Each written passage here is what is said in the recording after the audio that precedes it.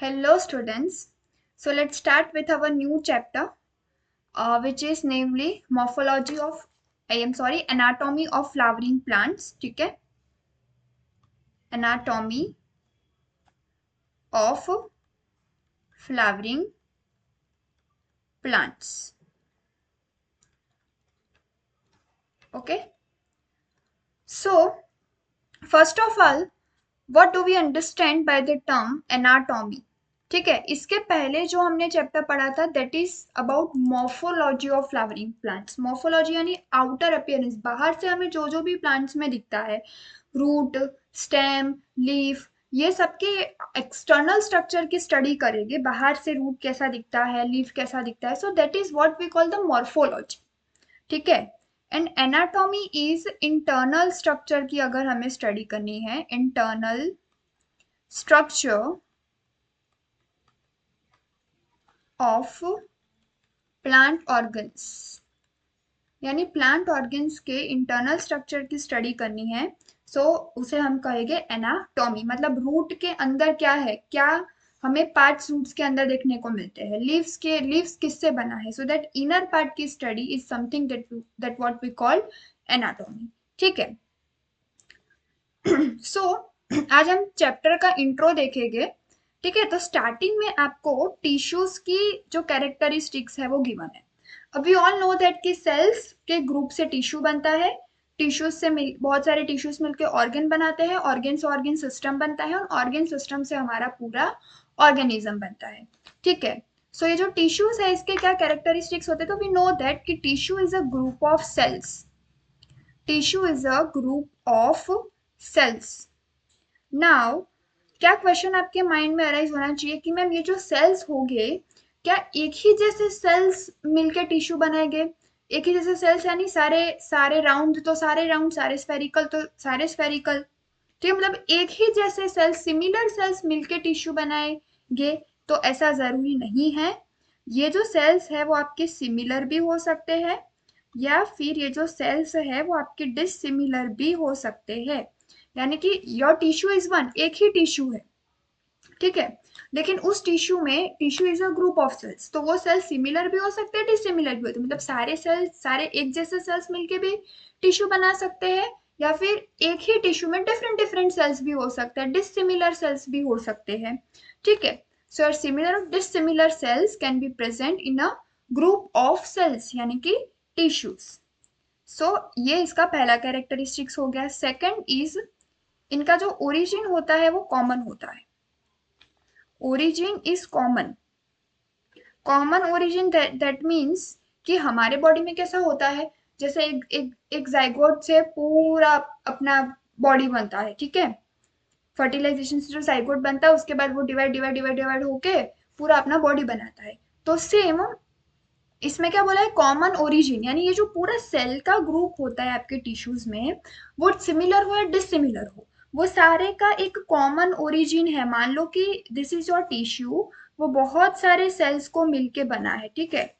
बहुत सारे सेल्स को मिलके बना है. ये सभी सेल्स का ओरिजिन कॉमन होगा. मतलब ये सभी सेल्स एक एक एक बेसिक सेल से बने होंगे. वो पहला सेल होगा जिसने डिवाइड होके दो सेल बनाए होंगे, फिर वो सेल से चार सेल बने होंगे. मीन्स जो सेल है उसका जो ओरिजिन होगा सारे सेल्स का वो कैसा होगा, कॉमन होगा. ठीक है. उसके बाद ये सारे सेल्स में क्या अलग अलग फंक्शन करने वाले हैं? नहीं, तो ये सारे सिमिलर फंक्शन करने वाले हैं, टुगेदर परफॉर्म पर्टिकुलर फंक्शन.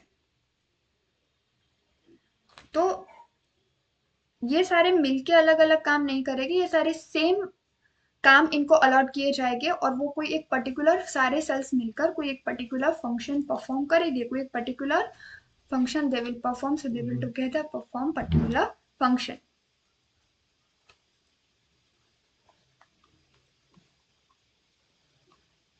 उसके बाद tissue are of two types, लेकिन उससे पहले मैंने आपको कैरेक्टरिस्टिक्स पढ़ाई वो एक बार वापस बता देती हूँ. Tissues are what, tissues are group of cells. Your cells can be similar as well as dissimilar. सभी टाइप के सेल्स का ओरिजिन कॉमन होगा. मतलब एक बेसिक सेल जिसमें से ये सारे सेल्स अराइज हुए हैं, तो ओरिजिन इज कॉमन. जैसे कि दो बच्चे हैं एक मम्मी के, तो मम्मी मतलब कि दोनों की मम्मी एक है ना, तो वैसे इन सभी सेल की मम्मी एक होगी। ठीक है, और वो साथ में मिलकर, टुगेदर वर्ड याद रखो, साथ में मिलकर एक पर्टिकुलर फंक्शन करेगी। ठीक है, सब सेल्स। अब टिश्यूज का classification, so tissues are of two type, दो टाइप के टिश्यूज होते हैं। First is your meristematic tissue and second is your permanent tissue. Okay, तो जो आपके मेरिस्टेमेटिक टिश्यूज होते हैं, वो मेरिस्टेमेटिक टिश्यूज क्या करते हैं, ऑलवेज डिवाइड, ऑलवेज डिवाइड। और परमानेंट जो टिश्यूज होते हैं वो डिफरेंशिएट हो चुके होते हैं, कोई पर्टिकुलर फंक्शन करने के लिए वो डिफरेंशिएट हो गए। परमानेंट, परमानेंट यानी उनको, ये उनका फिक्स है, ये सेल का फिक्स है कि अब ये मॉडिफाई नहीं हो सकता, यही रहेगा, ये सेल का स्ट्रक्चर यही रहेगा और ये यही फंक्शन करेगा। सो दैट इज परमानेंट, परमानेंट हो गया, डिफरेंशिएट हो गया है। ठीक है, एंड मेरिस्टेमेटिक टिश्यूज जो है वो हमेशा क्या करते रहेगी, डिवाइड करते रहेगी। ठीक है, मेरिस्टेमेटिक टिश्यूज के कैरेक्टरिस्टिक्स आपको पता है कि मेरिस्टेमेटिक टिश्यूज का जो साइटोप्लाज्म होता है वो डेंस होता है। ठीक है, उसके बाद मेरिस्टेमेटिक टिश्यूज की जो सेल वॉल होती है वो थीन होती है, thin cell wall made up of cellulose. Morphology वाले चैप्टर में मैंने सारी कैरेक्टरिस्टिक्स आपको पढ़ाई थी। ठीक है, इसके बाद व्हाट एल्स, ये कैसे होता है, स्मॉल साइज्ड सेल्स होते हैं, मेरिस्टेमेटिक सेल्स कैसे होते हैं, स्मॉल साइज्ड होते हैं। ठीक है, उसके बाद इनमें जो वैक्यूल होता है, वैक्यूल या तो नहीं होता है, या तो प्रेजेंट नहीं होता है, या तो फिर होता है तो बहुत स्मॉल होता है। मैंने आपको चीजें समझाई थी कि मेरिस्टेमेटिक जो टिश्यूज होते हैं उसके जो सेल्स होते हैं वो हमेशा डिवाइड करते रहते हैं। अब सेल्स अभी अभी डिवाइड होके एक सेल में से दो सेल बने, तो डिवाइड होके वो सेल अभी अभी ही बना है। ठीक है, तो जैसे कि हम जब नया नया घर लेते हैं तो सारा सामान क्या हम उसमें पहले से स्टोर कर देते हैं, पुराना हो जाता है घर, फिर उसमें ज्यादा सामान होता है ना, शुरू शुरू में तो हम ज्यादा सामान स्टोर नहीं कर पाते। तो सेम नया नया सेल बना है तो उसके पास इतने वैक्यूल्स नहीं होते, क्योंकि चीजें भी नई नई बननी चाहिए वैक्यूल्स में स्टोर करने के लिए। अभी तो सेल ही नया बना है, तो अभी से कहाँ से वैक्यूल होगा। ठीक है, ऐसे सोचो। तो वैक्यूल नहीं होगा, या फिर होगा तो बहुत छोटा सा होगा, स्मॉल साइज के सेल्स होंगे, सेल वॉल थीन होगी और डेंस साइटोप्लाज्म होगा। ये सारी characteristics we have already studied in your morphology वाला चैप्टर। उसमें मैंने ये भी पढ़ाया था कि मेरिस्टेमेटिक टिश्यूज और परमानेंट टिश्यूज, मैं भी बोल रही हूँ कि परमानेंट टिश्यूज डिफरेंशिएट हो गए, उनको एक पर्टिकुलर फंक्शन मिल गया। लेकिन प्राइमरी परमानेंट टिश्यूज जो होते हैं वो डी डिफरेंशिएट भी हो सकते हैं, है ना। देखो, प्राइमरी मेरिस्टीम जो है वो डिवाइड करती रहेगी, वो डिफरेंशिएट करके बना देगी प्राइमरी परमानेंट टिश्यू। ठीक है, वो प्राइमरी परमानेंट टिश्यू को अगर इच्छा होती है कि मुझे अब ये जो पर्टिकुलर फंक्शन मुझे दे दिया है वो नहीं करना, मुझे वापस से डिवाइड करना है, तो वो डी डिफरेंशिएट हो जाएगा। देखो, यू हैव योर, मैं क्या बोल रही हूँ ये मैंने मॉर्फोलॉजी वाले चैप्टर में पढ़ाया है, तो यहाँ पे मैं ब्रीफली नहीं पढ़ा रही, मतलब डीपली नहीं पढ़ा रही। प्राइमरी मेरिस्टीम है, अगर उसे कोई पर्टिकुलर काम मिल गया, सो वो बना देगा primary permanent tissue. Primary permanent tissue को इच्छा हो रही है कि मुझे वापस से डिवाइड करना है, वापस से मेरिस्टीम बन रहा है, वापस से मेरिस्टीम वाला टिश्यू बनना है, लेकिन प्राइमरी से तो मैं खुद बन के आया हूँ, तो सेकेंडरी मेरिस्टीम। सेकेंडरी मेरिस्टीम बोलता है वापस से डिफरेंशिएट होना है, सो रीडिफरेंशिएशन। यहाँ पे क्या हुआ था, डिफरेंशिएशन, यहाँ पे रीडिफरेंशिएशन से यहाँ से बन जाएगा सेकेंडरी परमानेंट टिश्यू। ओके, उसके बाद let's go to the type of meristematic tissues. हमने टिश्यूज में दो टाइप पढ़े, एक कौन सा पढ़ा, मेरिस्टेमेटिक टिश्यूज, एंड दूसरा कौन सा पढ़ा, permanent tissues. Now meristematic tissues के भी फर्दर टाइप्स होते हैं। ठीक है, मेरिस्टेमेटिक टिश्यूज के भी फर्दर टाइप्स होते हैं on the basis of origin. ठीक है, और on the basis of position, position के बेस पे कौन से टाइप्स होते हैं वो मैं आपको बाद में बताऊंगी। ओरिजिन के बेसिस पे अभी देख लो, ओरिजिन के बेसिस पे आपके पास दो टाइप के मेरिस्टीम होते हैं। First is your primary meristem, ठीक है, and second is your secondary meristem. Meristem है यानी कि डिवाइड करने वाले सेल, जिनको डिवाइड करना ही पसंद है। जो प्राइमरी मेरिस्टेमेटिक सेल्स होते हैं वो रिस्पॉन्सिबल होते हैं for primary growth in plant. Primary growth का मतलब है लेंथ में इंक्रीज करना। जो सेकेंडरी मेरिस्टेम होते हैं वो रिस्पॉन्सिबल होते हैं for secondary growth in plant. Secondary growth यानी विड्थ में इंक्रीज करना। ये प्लांट की प्राइमरी मेरिस्टेम प्लांट की लेंथ को इंक्रीज करेगी, सेकेंडरी मेरिस्टेम प्लांट की विड्थ को इंक्रीज करेगी। विड्थ यानी कि गर्थ, गर्थ भी बोलते हैं विड्थ को, ठीक है। सो उसकी थिकनेस इंक्रीज करने का काम किसका है? थिकनेस इंक्रीज करने का काम सेकेंडरी मेरिस्टेम का है, सेकेंडरी ग्रोथ, ठीक है। So this is on the basis of origin, ठीक है। जो प्राइमरी मेरिस्टेम होते हैं वो प्लांट में सिंस बिगिनिंग प्रेजेंट होते हैं, मतलब जब से प्लांट ग्रो हुआ है तब से उसमें प्रेजेंट हो गए, सिंस बिगिनिंग। और जो सेकेंडरी मेरिस्टेम होते हैं formed at later stages of life, मतलब शुरुआत से ही प्लांट में प्रेजेंट नहीं होंगे, वो थोड़ा बाद में आपके डेवलप हो गए secondary meristem. So formed at later stage of life in plants, okay. जो प्राइमरी ग्रोथ है, ठीक है, प्लांट्स की लेंथ में इंक्रीज होना, वो आपको मोनोकॉट्स में भी देखने को मिलेगा प्लस डाइकॉट्स में भी देखने को मिलेगा। लेकिन जो सेकेंडरी ग्रोथ है, ठीक है, विड्थ में जो प्लांट के ग्रोथ होता है वो सिर्फ आपको डाइकॉट्स में ही देखने को मिलेगा। This is very important thing कि सेकेंडरी ग्रोथ आपको सिर्फ और सिर्फ डाइकॉट्स में देखने को मिलता है, मोनोकॉट्स में कभी भी सेकेंडरी ग्रोथ देखने को नहीं मिलता, ठीक है। Your primary growth is seen in both monocots and dicots, and your secondary growth is seen only in your dicots, ठीक है। तो ये चीज खास करके आपको याद रखनी है। इसके बाद ये मैंने आपको मेरिस्टेमेटिक टिश्यूज का ओरिजिन के बेस पे जो डिफरेंस है वो बताया। पोजीशन के बेसिस पे मेरिस्टेमेटिक टिश्यूज को क्लासिफाई किया है। सो पोजीशन के बेसिस पे you have 3 type of meristematic tissues. पहला आता है आपका apical meristem,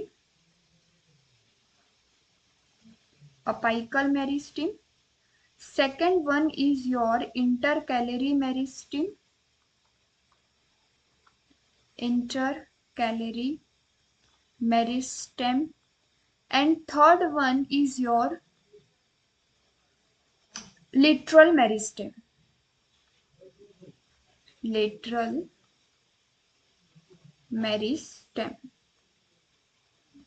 so first is your apical meristem. So apical meristem के एग्जाम्पल्स की अगर मैं बात करूं, सो 2 अपाइकल मेरिस्टेम्स होते हैं, root apical meristem and shoot apical meristem.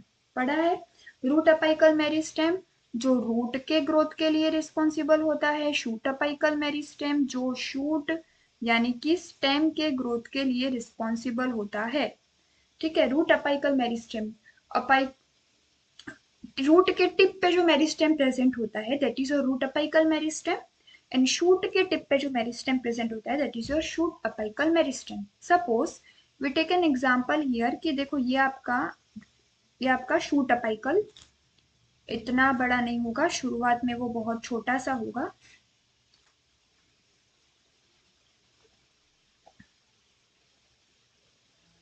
ये आपका हो गया शूट अपाइकल मेरिस्टेम, ठीक है। अब ये जो this is your shoot apical meristem. ये जो शूट अपाइकल मेरिस्टेम है वो स्टेम के ग्रोथ के लिए रिस्पॉन्सिबल है। तो धीरे धीरे धीरे धीरे ये स्टेम का ग्रोथ करेगा, तो यह शूट अपाइकल मेरिस्टेम आपका यहाँ पे पहुंच गया, ठीक है। सो पहले देखो शूट अपाइकल मेरिस्टेम की पोजीशन ये थी और अब वो पोजीशन यहाँ पे पहुंच गई। तो ये जो सेल्स पीछे छूट जाते हैं, the cells left behind the shoot apical meristem, ठीक है, क्योंकि शूट अपाइकल मेरिस्टेम ने स्टेम की ग्रोथ की, स्टेम को बढ़ाने में मदद की, उसकी पोजीशन ऊपर चली गई। तो उसके पीछे जो सेल्स बच जाते हैं, मतलब जो लेफ्ट बिहाइंड जो पीछे बच जाते हैं, उसमें से आपका बन जाता है axillary bud. Axillary bud, axillary bud जो है वो आगे जाकर आपका ब्रांच में भी कन्वर्ट हो सकता है, ओके, या तो फ्लावर में भी कन्वर्ट हो सकता है। ये एक्सिलरी बर्ड आगे जाके आपका ब्रांच में भी कन्वर्ट हो सकता है या फिर इस एक्सिलरी बर्ड में से आपका फ्लावर भी बन सकता है। सो दोनों चीजें हो सकती है। So your NCERT is mentioned this line कि the cells left behind the shoot apical meristem get converted into your axillary bud and your axillary bud can further transform into your branch or your flower। ठीक है। उसके अलावा ये axillary bud कहाँ पे present होता है, तो देखो ये शूट अपिकल मेरिस्टेम आगे पहुंच गया, स्टेम में लीव्स भी बनी होगी। ठीक है, ये लीव्स में मैंने आपको बताया ये लीफ बेस होता है, ये पिटियोल होता है, ये लेमिना होता है, इस तरीके से होता है। सो ये आपका हो जाता है लीफ बेस। ठीक है, एंड ये आपकी हो जाएगी स्टेम। तो ये जो बीच में एंगल है, यहाँ पे स्टेम और यहाँ पे आपका लीफ बेस कुछ इस टाइप का है। तो ये जो बीच में आपको एंगल दिख रहा है, दिस इज ये वाला एंगल बीच में आपको दिख रहा है। ठीक है, उस वहां पे आपका फॉर्म होता है एक्सिलरी बर्ड। ठीक है, so this is what you have to learn in apical meristem. Apical meristem जो है वो प्राइमरी मेरिस्टेम है, क्योंकि देखो रूट अपाइकल मेरिस्टेम तो नीचे से रूट की लेंथ बढ़ाएगा, और शूट अपिकल मेरिस्टेम यानी ऊपर से वो क्या करेगा, शूट यानी स्टेम की लेंथ बढ़ाएगा। तो इन शॉर्ट वो लेंथ बढ़ाने की काम कर रहा है, इसलिए उसे हम क्या कहते हैं, प्राइमरी टाइप का ये अपिकल मेरिस्टेम है, because it is responsible for your primary growth in plant. Okay, now your intercalary meristem. Intercalary meristem भी प्राइमरी ग्रोथ के लिए ही रिस्पॉन्सिबल होता है। Your intercalary meristem is present between your two permanent tissues. ठीक है, मान लो ये एक आपका परमानेंट टिश्यू है और ये एक आपका परमानेंट टिश्यू है। सो यहाँ पे बीच में आपका इंटरकैलरी मेरिस्टेम प्रेजेंट होगा, यानी between between two permanent tissue, between two permanent tissue you will find your intercalary meristem. और देखो दो परमानेंट टिश्यू के बीच में प्रेजेंट है वो। ठीक है, तो ये आपको क्या लगता है, लेंथ में ही इंक्रीज करने का काम करेगा। ठीक है, सो प्राइमरी ग्रोथ के लिए ही ये क्या होगा, रिस्पॉन्सिबल होगा। ठीक है, और इंटरकैलरी मेरिस्टेम जो है वो आपका सिर्फ मोनोकॉट्स में ही प्रेजेंट होता है। आपका अपाइकल मेरिस्टेम मोनोकॉट में भी होता है एंड डाइकॉट में भी होगा। ठीक है, देखो मैंने पिछले स्लाइड में क्या लिखवाया कि your primary meristem is present in your both monocot and dicot. ठीक है, लेकिन मैम आप इधर बता रहे हो कि intercalary meristem is primary meristem, ऐसा डाउट होना चाहिए, फिर भी आप बता रहे हो कि ये डाइकॉट में नहीं है सिर्फ मोनोकॉट में है। तो हाँ, it is an exception.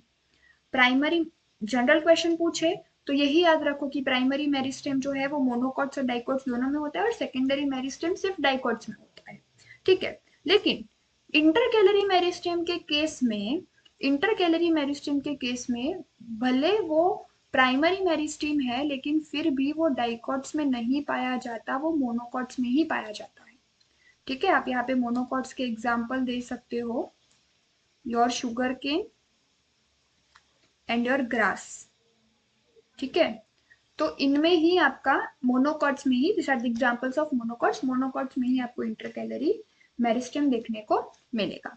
Then last is your lateral meristem. Your lateral meristem जो है वो आपका सेकेंडरी ग्रोथ के लिए रिस्पॉन्सिबल होता है। जो पोजिशन के बेस पे मैंने आपको पहले दो पढ़ा है, that is your apical meristem and that is your intercalary meristem, are responsible for primary growth of plant. और मैंने आपको पढ़ाया कि प्राइमरी जो ग्रोथ करते हैं, जो प्राइमरी मेरिस्टेम, वो मोनोकॉट डाइकॉट दोनों में होते हैं, लेकिन इंटरकैलरी मेरिस्टेम डाइकॉट में नहीं होता, सिर्फ मोनोकॉट में ही होता है। For example sugar cane and grass. और पीछे मैंने आपको पढ़ाया ओरिजिन के बेसिस पे सेकेंडरी मेरिस्टेम जो होता है वो सेकेंडरी ग्रोथ के लिए रिस्पॉन्सिबल होता है, विड्थ इंक्रीज करने के लिए रिस्पॉन्सिबल होता है प्लांट की। तो सेकेंडरी ग्रोथ के एग्जाम्पल्स में ये लिटरल मेरिस्टेम कहाँ प्रेजेंट होता है, ठीक है, यहाँ पे प्रेजेंट होते हैं। सो ये क्या करेंगे, लेंथ को इंक्रीज कर सकते हैं, नहीं, विड्थ को इंक्रीज करेंगे प्लांट की। ठीक है, कहाँ पे प्रेजेंट होता है, साइड वाइज प्रेजेंट होते हैं। देखो इंटरकैलरी मेरिस्टेम बिल्कुल बीचों बीच थे, तो वो सिर्फ लेंथ को इंक्रीज करने के लिए रिस्पॉन्सिबल थे, but your lateral meristem lateral sides पे होते हैं, इसीलिए वो ऐसे विड्थ में इंक्रीज करने के लिए रिस्पॉन्सिबल होते हैं। और योर इंटरकैलरी मेरिस्टेम्स में आपका होता है vascular cambium vascular cambium and your cork cambium. Vascular cambium and cork cambium ये दोनों ही आपके लेटरल मेरिस्टम के एग्जांपल्स होंगे, ठीक है। The vascular cambium and cork cambium both are the examples of your lateral meristem which is responsible for secondary यानी कि lateral growth of plant, ठीक है। अब आपकी एनसीईआरटी ने ये भी लिखा है कि जैसे कि ये वेस्क्यूलर कैम्बियम है, ये टू टाइप, मतलब वेस्क्यूलर कैम्बियम जो है वो फेसिकुलर वेस्क्यूलर कैम्बियम भी हो सकता है, वीसी यानी वेस्क्यूलर कैम्बियम, या फिर it can be your interfascicular cambium, interfascicular cambium, ठीक है। सो अब फेसिकुलर वेस्क्यूलर कैम्बियम और इंटरफेसिकुलर कैम्बियम, तो सपोज ये आपका जाइलम है और ये आपका फ्लोएम है, बीच में आपका वेस्कुलर कैम्बियम प्रेजेंट है तो उसे फेसिकुलर वेस्कुलर कैम्बियम कहते हैं। तो इंट्राफेसिकुलर वेस्कुलर कैम्बियम, इंट्रा यानी एक ही वेस्कुलर बंडल जिसमें जाइलम और फ्लोएम दोनों है उसके बीच में आ गया, सो इंट्राफेसिकुलर वेस्कुलर कैम्बियम या फेसिकुलर वेस्कुलर कैम्बियम। इंटर यानी कि क्या, सो this is your cambial ring और यहाँ पे आपके जाइलम फ्लोएम के बंडल्स प्रेजेंट है, ठीक है। और बीच में, तो ये दो वेस्कुलर बंडल्स के बीच में आपका वेस्कुलर कैम्बियम प्रेजेंट है, so it is known as interfascicular cambium. समझ आया? ये जो चीजें हैं ना, ये मैंने आपको बताई। वेस्कुलर कैम्बियम दो टाइप का हो सकता है, इंट्राफेसिकुलर वेस्कुलर कैम्बियम और इंटरफेसिकुलर वेस्कुलर कैम्बियम। ये अगर आपको अभी समझ नहीं आ रही चीजें कि मैम वेस्कुलर कैम्बियम आपने जाइलम फ्लोएम के अंदर बता दिया कि उसमें कैम्बियम होता है, तो ये जब हम वेस्कुलर बंडल पढ़ेंगे ना, मैं जब आपको टिश्यू सिस्टम पढ़ाऊंगी तो उसमें आपको पता चल जाएगा। अभी के लिए इतना याद रखो, your vascular cambium can be of two type, intrafascicular vascular cambium and interfascicular vascular cambium, ठीक है। और अभी के लिए एग्जांपल्स याद रखो, your vascular cambium and cork cambium, they both are the examples of your lateral meristem, okay। इसके बाद the things that you have to remember, intro वाले पार्ट में इतना ही है। एनसीईआरटी से वी हैव टू स्टडी ये वाला पार्ट।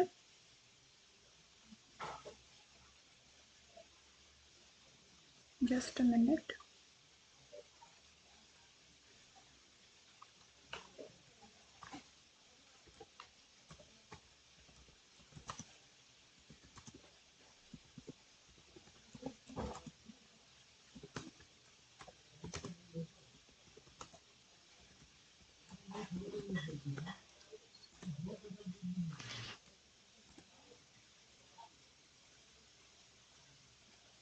मैं इसकी पीडीएफ लाना भूल गई थी, मेरे को पीडीएफ लानी पड़ेगी, आपको एनसीईआरटी रीड करवानी है। सॉरी गाइस,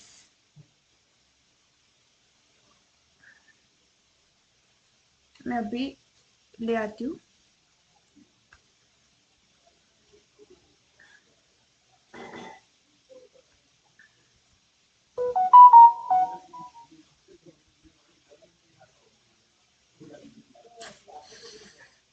जल्दी,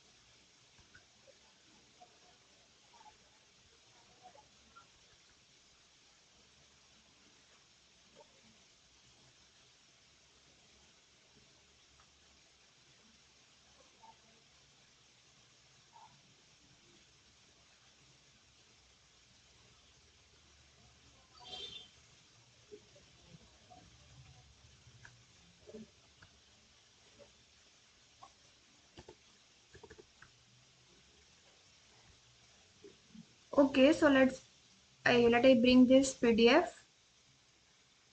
Sorry for misconvenience. एक्चुअली मैं ये PDF ऐड करना भूल गई थी.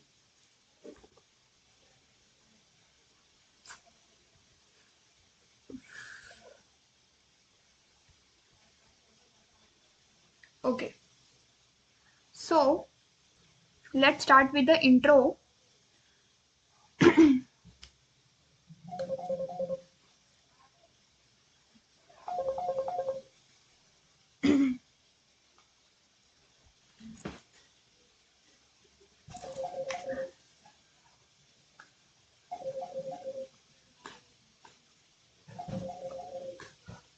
So you can very easily see the structural similarities and variations in the external morphology of the larger living organism. ठीक है. सो एक्सटर्नल मॉर्फोलॉजी में हमें फर्क देखने को मिलता ही है. Both plants and animals, plants में भी डिफरेंट डिफरेंट प्लांट्स की एक्सटर्नल मॉर्फोलॉजी में डिफरेंस होता है, एनिमल्स में भी डिफरेंट डिफरेंट एनिमल्स की एक्सटर्नल मॉर्फोलॉजी में डिफरेंस होता है. Similarly, we were to study the internal structure, one also finds several similarities as well as differences. ठीक है. सो जैसे एक्सटर्नल में डिफरेंस होता है और सिमिलैरिटीज होती है, वैसे इंटरनल में भी डिफरेंस होता है, सिमिलैरिटीज होती है. So this chapter introduces you the internal structure. ये मैंने आपको बताया internal structure यानी anatomy की study. Plants having cells is the basic unit. Cells are organized into tissues and in turn the tissues are organized into organs. तो cells से tissues बनता है, tissues से organs बनता है, organs से आपका organ system बनता है. Different organs in a plant show differences. तो अलग अलग organs के internal structure अलग होते हैं, जैसे कि और root, leaf, stem. तो सबके internal structures जो है वो एक दूसरे से differ करेंगे. Within angiosperms, some monocots and dicots are also seen to anatomically different. Angiosperms में भी दो टाइप्स हो गए, मोनोकॉट्स एंड डाइकॉट्स. तो दोनों की भी एनाटॉमी में डिफरेंस देखने को मिलेगा. Internal structures also so adaptations. तो इंटरनल स्ट्रक्चर्स अलग होते हैं. सो अलग होने का एक और कारण क्या है कि वो एडेप्टेशंस शो करते हैं टू डाइवर्स इन्वायरमेंट. ठीक है. सो ये इंट्रो है, इसमें से इतना कोई क्वेश्चन आपका बन नहीं सकता. बस anatomy is what we call the internal structure. ठीक है, internal study of the plant, वो याद रखना है. उसके बाद टिश्यूज. तो टिश्यू क्या होता है? ग्रुप ऑफ सेल्स जिनका मैंने बताया आपको ओरिजिन कॉमन होता है और कॉमन फंक्शन करते हैं. ऐसा नहीं कि एक टिश्यू में 50 सेल है तो 50 का अलग अलग फंक्शन नहीं. They will function together, unity में रह के वो काम करेगी. A plant is made up of different kinds of tissues. Tissues are classified into two group. मैंने बताया था मेरिस्टेमेटिक एंड परमानेंट. ठीक है. Whether they are capable of dividing or not. If they are dividing, meristematic, not dividing, permanent. ठीक है. Growth in now meristematic tissues पे आ जाओ. Growth in plant is largely restricted to specialized regions. ठीक है. Of active cell division. तो growth कहाँ पे होती है भाई? जहाँ पे ज्यादा डिवीजन होता है वहां पे क्या होती है? ग्रोथ होती है. ज्यादा डिवीजन आपका मेरिस्टेम में होता है. तो ये मैंने आपको मॉर्फोलॉजी में बताया था कि growth is restricted to your meristematic tissues, क्योंकि वो डिवाइडिंग कॉन्स्टेंटली डिवाइड करते ही रहते हैं और वही रिस्पॉन्सिबल होता है प्लांट में ग्रोथ करवाने के लिए. Indeterminate growth in plant is carried out by this meristem. ठीक है. मेरिस्टोस का मतलब भी डिवाइडेड होता है. प्लांट में अलग अलग काइंड के मेरिस्टेम्स होते हैं. ओरिजिन के बेसिस पे primary and secondary meristem, but position के बेसिस पे एपाइकल, रूट एपिकल और shoot apical, intercalary between two permanent tissues and lateral on the side of the plant, side wise जो होते हैं present on the stem. The meristems which occur at tip of root and shoot, ठीक है, tip पे होते हैं. and primary tissues apical meristem बनाते हैं, root apical, shoot apical. they are known as apical meristem.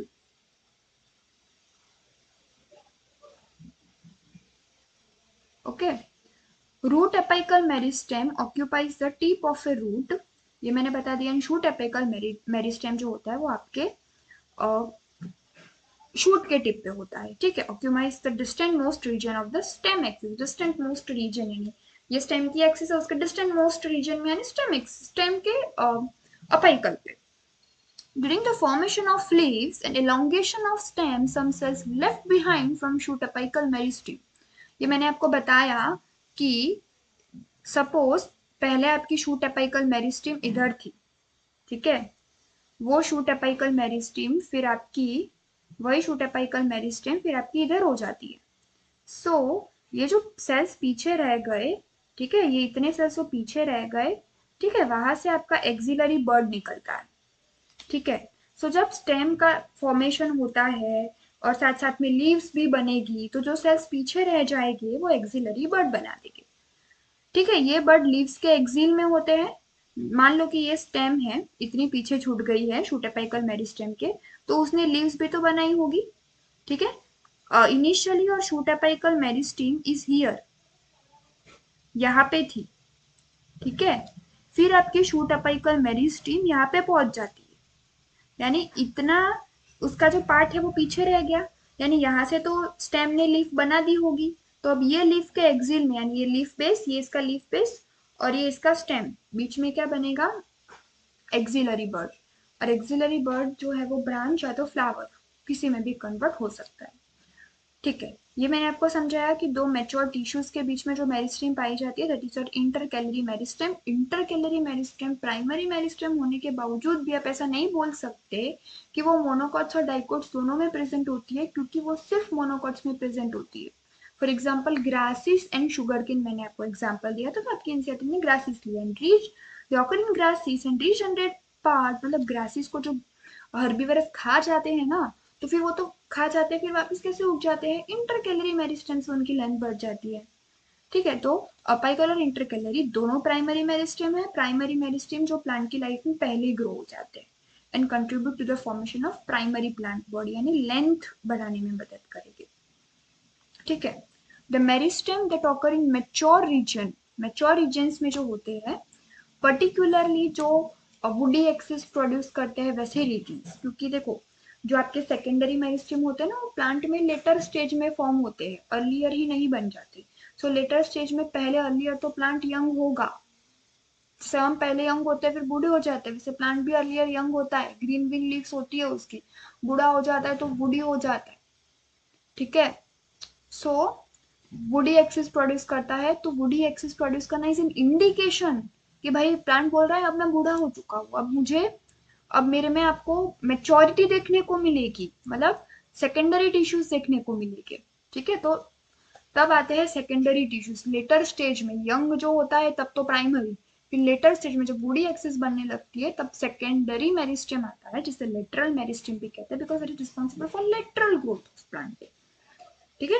कोई इंसान ऐसे नहीं बढ़ता लेंथ में, ऐसे बढ़ता है, लेटरली बढ़ता है। सो ये भी लेटरल ग्रोथ के लिए रिस्पॉन्सिबल होता है, प्लांट पे से हेल्दी बनाने के लिए रिस्पॉन्सिबल होता है, इसलिए सिलिंड्रिकल मेरिस्टेम बोलता है ऐसे। सिलेंडर कैसे होता है ऐसे, सो सिलेंडर के जैसा हट्टा घट्टा बनाने के लिए, तो इसलिए सिलिंड्रिकल मेरिस्टेम भी कहते हैं। सो कंफ्यूज मत होना, प्राइमरी मेरिस्टेम के कोई और दूसरे नाम नहीं है, जो भी नाम देने हैं सेकेंडरी को दो, लेटरल या फिर सिलिंड्रिकल मेरिस्टेम, ठीक है। तो मैंने आपको बोला था वेस्कुलर कैम्बियम में आपकी बुक में दिया होगा fascicular and intrafascicular vascular cambium की बात है, और इंटरफेसिकुलर कैम्बियम अभी के लिए आप याद रखो, आगे चैप्टर में आपको पता चल जाएगा कि what is fascicular vascular cambium, उसमें इंट्रा क्यों बोल रही हूँ, and interfascicular cambium. So this two are the examples of vesicular cambium and cork cambium are examples of lateral meristem. A lateral meristem is responsible for producing secondary tissues. Following divisions of cells in both primary and as well as secondary meristem, the newly formed cells become structurally and functionally specialized and lose their ability to divide. If it is a primary meristem, it will lose their ability to divide, then it will get converted into your primary permanent tissue. And if it is your secondary meristem, if it wants to lose your capacity to divide, then it will get converted into secondary permanent tissue. So both primary and secondary will get converted into permanent tissues, but primary meristem will get converted into a primary permanent tissue, and secondary meristem will get converted into your secondary permanent tissue. Such cells are termed permanent or mature. ठीक है. During the formation of the primary plant body, specific regions of apical meristem produce this ground dermal tissues, जिसे epidermal tissue system कहते हैं, ground tissue, vascular tissue. So इसके बाद जब मैं आपको vascular tissue system वाला जो पार्ट है वो बताऊंगी, vascular tissue system, epidermal tissue system और ground tissue system, हम सारे tissue system पढ़ेंगे, ठीक है। तो ये यहाँ पे क्या बोल रहे हैं, तो ये सारे जो टिश्यू सिस्टम होते हैं, ठीक है, तो ये सारे टिश्यू सिस्टम का फॉर्मेशन आपका अपाइकल मेरिस्टम में से ही होता है। समझ आ रहा है, मतलब स्पेसिफिक रीजन्स होते हैं अपाइकल मेरिस्टम के जो ये सारे टिश्यू सिस्टम बनाते हैं, ठीक है।